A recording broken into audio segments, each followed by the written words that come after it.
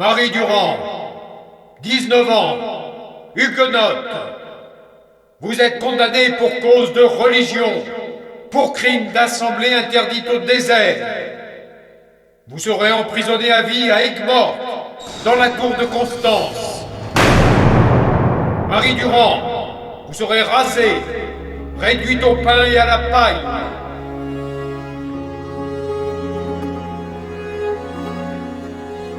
La tour de Constance. Forteresse infranchissable et inconfortable, ouverte à tous les vents, aux caprices du temps. Combien de prisonnières a-t-elle pu abriter? Que pouvaient-elles y faire, ces femmes rebelles, protestantes, résistantes, refusant de se convertir au catholicisme sous la contrainte? Croire, prier, espérer sans courber l'échine. Croire, leur foi était profonde, sincère. Elles attendaient mais ne se résignaient pas. Elles priaient, écoutaient la lecture de la Bible, récitaient des psaumes. Elles savaient que Dieu ne les abandonnerait pas. Leurs chants, leurs prières monteraient jusqu'à lui et il les exaucerait. Au prix de leur vie, elles lutteraient jusqu'au bout pour la liberté du culte, la liberté de penser. Les hommes avaient été, eux aussi, persécutés, tués, envoyés aux galères. Elles continueraient le combat.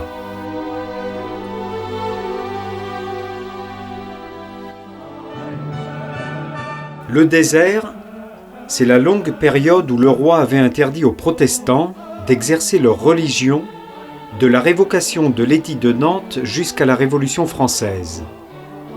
Un siècle de clandestinité, de persécution.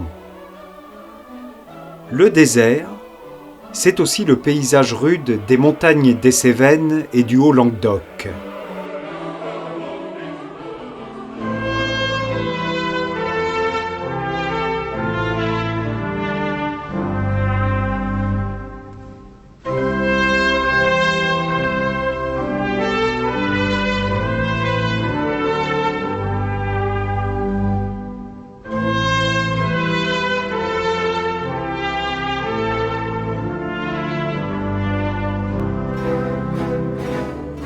Au désert, on célébrait le culte interdit par la loi.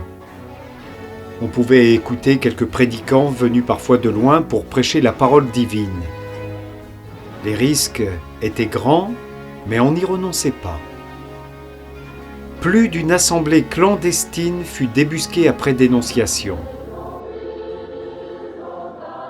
Prisonnières, les femmes se souvenaient des heures passées cachées dans la montagne, au creux de forêts denses et difficiles d'accès, pour tenter d'échapper aux persécutions et aux dragonnades.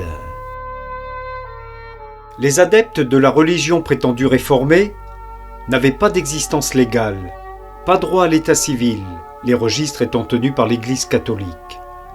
Les cimetières n'accueillaient pas les protestants.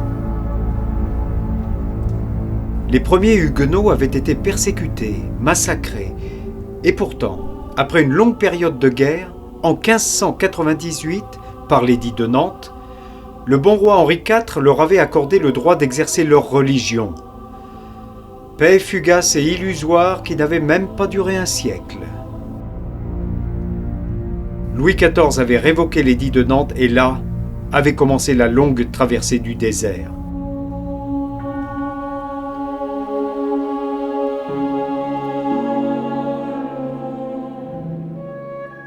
Des hommes courageux, les Camisards, s'étaient battus pendant 2 ans contre les soldats du roi venus pour les convertir. Dans la crainte de représailles, certains huguenots avaient abjuré, d'autres avaient quitté le pays natal pour des terres d'accueil lointaines, mais la plupart avaient résisté au prix de lourds renoncements.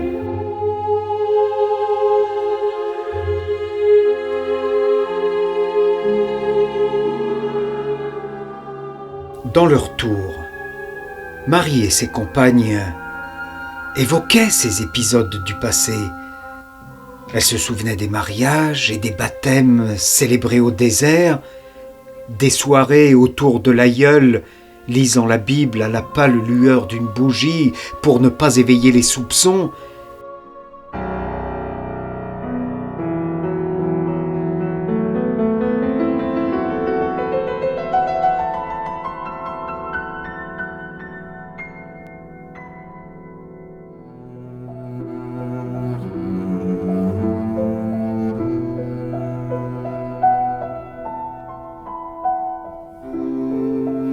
Si les femmes de la tour de Constance supportaient leurs conditions de prisonnières, c'est parce qu'elles refusaient de renoncer, parce qu'elles luttaient contre l'injustice et l'intolérance.